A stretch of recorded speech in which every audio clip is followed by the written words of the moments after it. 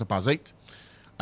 There's some issues to do with, you remember the conversation we had about the Cedi and the vulnerabilities that it's had against the other trading currencies. Remittances was one of the things that was posited as something we must look at to be able to come to a conclusion on how we do better with our currency as a country. The Bank of Ghana has had reason to speak to these matters. We'll share with you the statement and then also engage the proponents of the idea of what to do with the FinTechs and also the remittances. Dr. Leshman Etiane is joining us this morning. He's a senior banking consultant. Chief, good morning. Thank you for your time.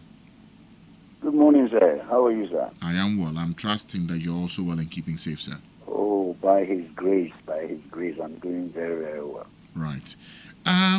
We have seen the central bank's response to the points you have made in relation to the decline in Ghana's inward remittances, and that the newly licensed MTOs and 11 fintech companies have withheld approximately 18 billion in 2022 and 57 billion in 2023 at the expense of the country's foreign currency reserve.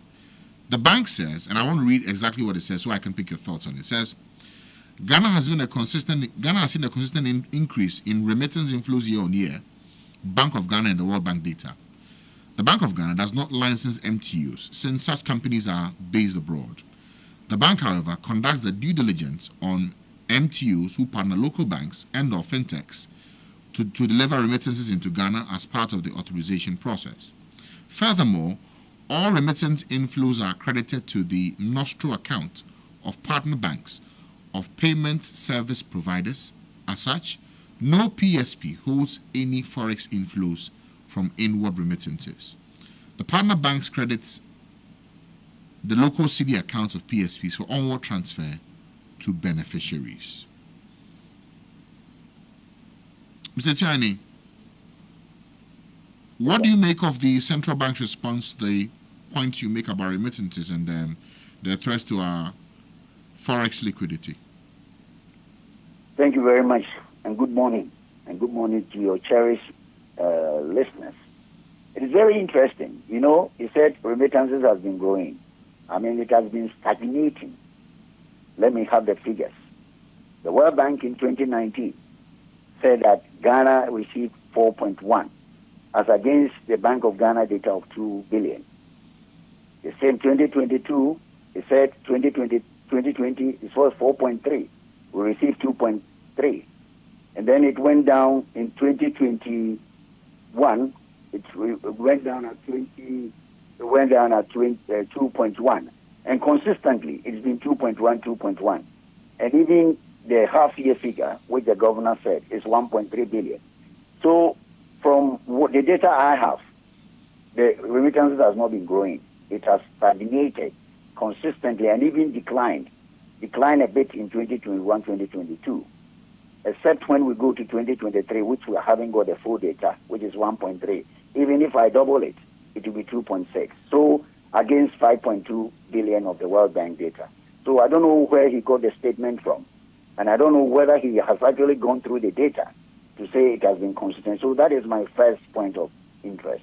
I think they haven't addressed the issue. And I want them to address the issue by going straight to the data. Because data and science don't tell a lie. And if I said we have lost it, by my calculation, between that two periods, the two data from World Bank, and we've lost close to 17 billion, 9 billion. So what the governor is saying is just addressing, I think somebody just went to him and told him that we could do this and that. I am saying that, and I want to reiterate what I've said. I'm saying that data has not been properly captured, traced, and captured as done in other jurisdictions. So his question, it doesn't come in at all. Then the next one that he said one thing, you said it, and I want to also go about it. He said, Bank of Ghana has been mandated to ensure that the fintech so receive and partner the local banks. The question is that if the governor in his own statement in 2023 annual report, if he said 22 billion came in Cedi's equivalent, I won't say even the equivalent because They did not also address the IAS 21.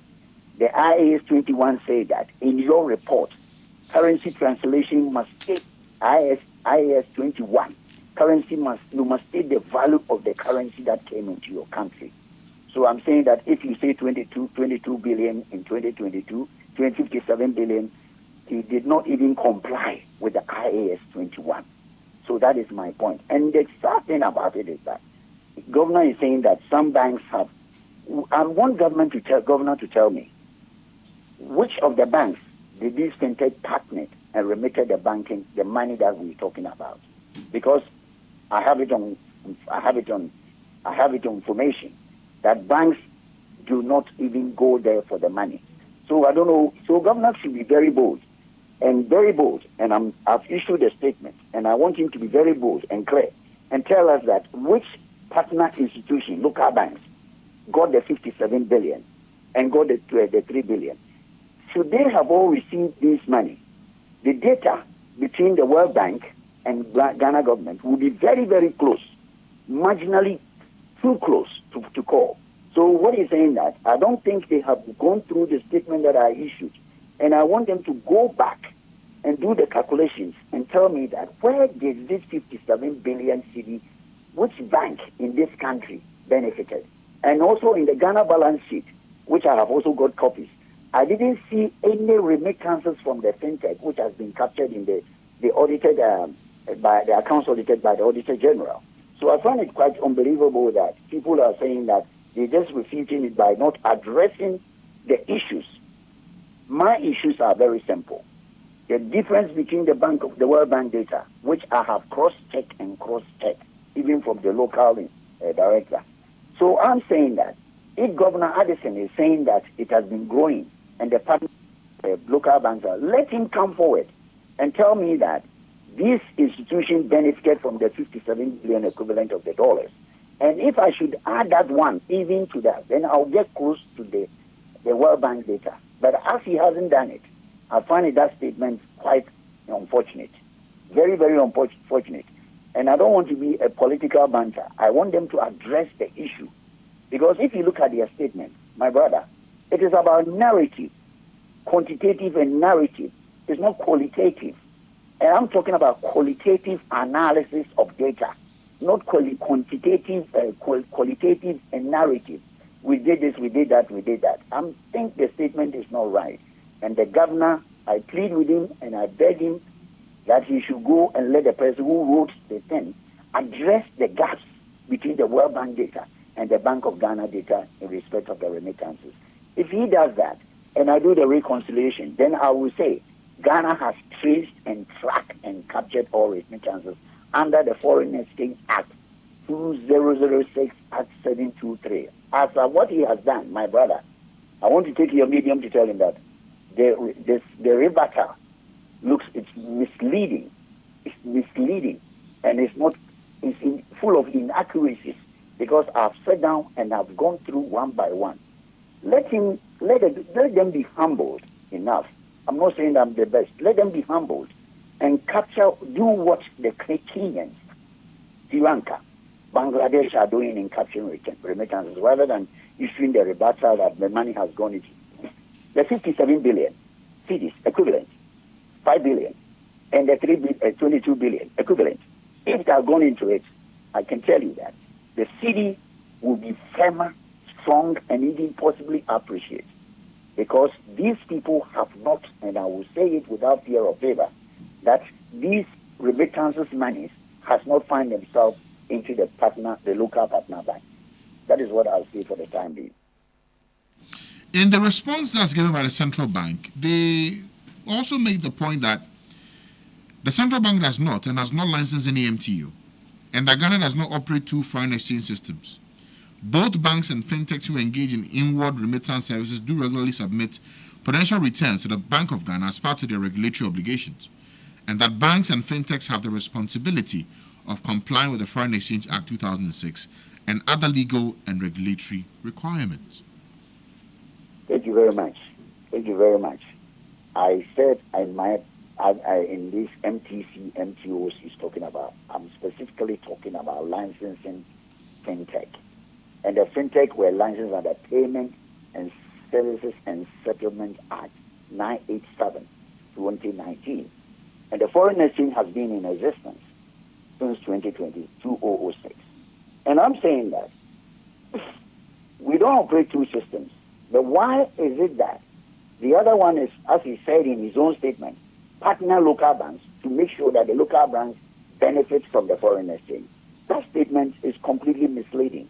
I can challenge him, I can meet him and tell him that that statement is misleading. Why is misleading? We don't operate two systems. But the Foreign Exchange Act supersedes all the Payment System Act. And these people are operating. In the report, if you look at the setting of the FinTech, it says from other laws. Why wasn't the governor specific and say, in addition to the Foreign Exchange Act, in addition to the Payment System, why not bring up? Be very specific, but there are so many laws which these institutions have to comply. So you don't just gloss over and say other laws. Be very specific. And the reason why I'm so concerned about it is that it is only the authorized dealer bank licensed by the Foreign Exchange Act that are supposed to hold. So the question is that 57 billion and the 22 billion, who is holding it? I think this question, this should answer my discussion. And okay. It should go well with him. But who is holding that? Okay, but in that same statement, it says that Section 71C of the Bank of Ghana's updated inward remittance guidelines for payment service providers clearly mandates the PSPs involved in inward remittance termination to ensure partner MTOs credit remittance proceeds to nostro accounts of the partner banks for onward credit to a Cedi settlement account. It also stipulates that all funds terminated should be reconciled and matched within 72 hours. However, under the 2021 guidelines mentioned above, where PSPs were allowed to maintain a remittance inflow settlement account and local settlement account, all inflows were routed through the nostro accounts of their partner banks. I agree with you. It's a very good response. But you see, it's not the actuality on the ground. You see, my question, let us go back to my question. If the 57 billion Cedi equivalent and the 22 billion Cedi equivalent of 3 billion and 5 billion has already translated or whatever found itself into the banking, the partner banks that you're talking about, the remittances data would definitely get closer to the World Bank data. So you can write good English, but when it comes to the quantitative analysis, it could be different. So I want them to go back. All the things they said are English. Let them go and tell me these 57 billion. Where did they go? Partner bank. Because I've seen the data. I've seen the data and I haven't seen anywhere. So if you're saying that is the word, the law says do this, but have they done it? Have they complied with it? You see, the first thing is that, you need the nostro things he's talking about. I started with this nostro when I wrote in my paper that, it's so the money should find themselves in the correspondent bank nostro accounts of the local banks, the dealer banks. Unfortunately, they come back and say nobody is to hold it. I have the remittances guidelines. I have it. I have the laws, the remittances. I have everything. FinTech. I have everything. What I'm saying is that if Governor, what he's saying is true and nothing but the truth, he should just tell me, because it doesn't add up. 57 billion, 5 billion.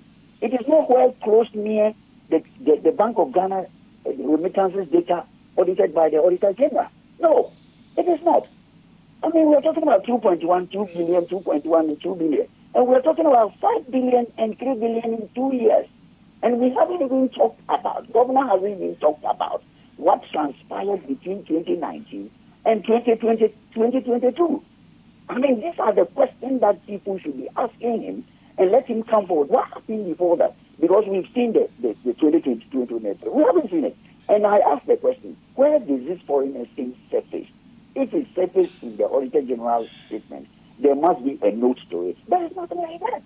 So my question is, let him address the data by addressing the gaps rather than using English to tell me that. And I say that let us do it quantitatively. Let us not be qualitative and narrative. Because in Ghana, people narratively talk and you can hear them with good English. But when it comes to the practicality, let them do it. And I'm saying, Dr. Addison, please, address the gap between the World Bank data and the Bank of Ghana inward remittance, inclusive of the FinTech. Period. If this question is answered, I have no cause to complain or to write.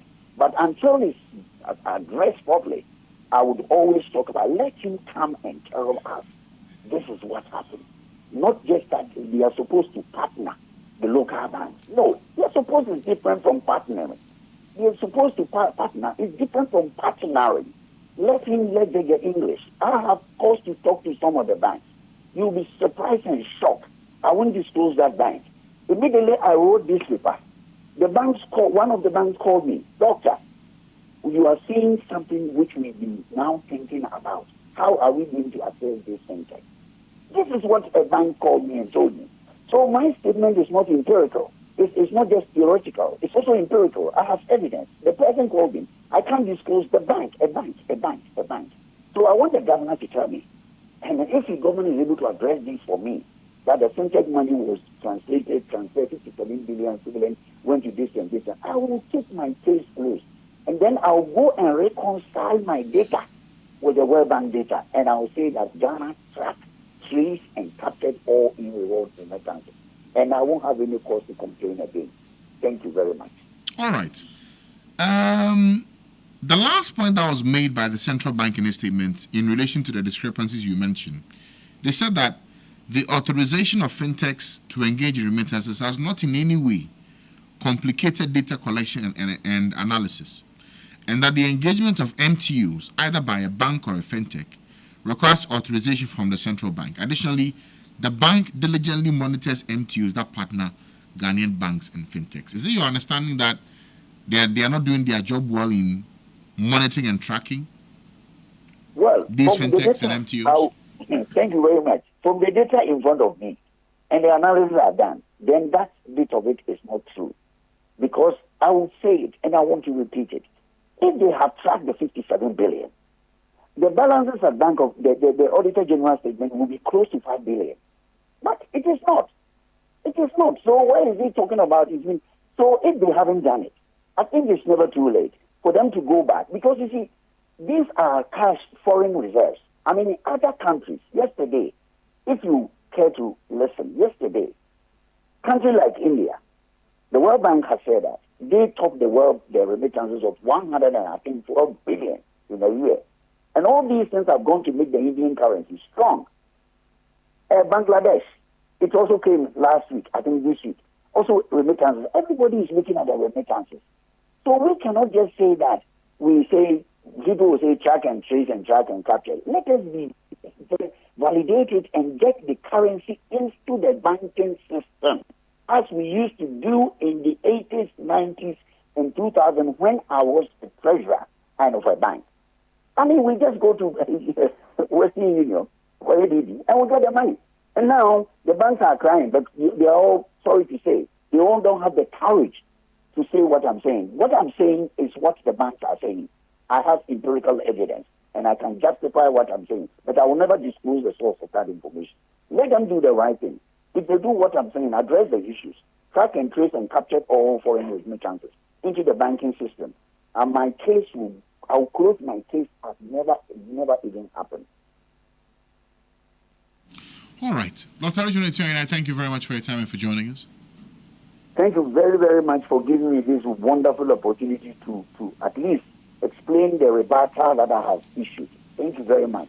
And I hope we will always collaborate to bring our country first, put our country first, and let the country be ahead of us rather than our parochial interest. Good morning. Have a wonderful day. You too. That's Dr. Remittances. He's a senior banking consultant joining us this morning there. It's just 25 minutes to 9. I'll go for a short break now. When I return, we have a conversation about Martyrs Day. Also a conversation about civil society and the issues to do with working for the betterment of our country and to improving our governance structure as a country.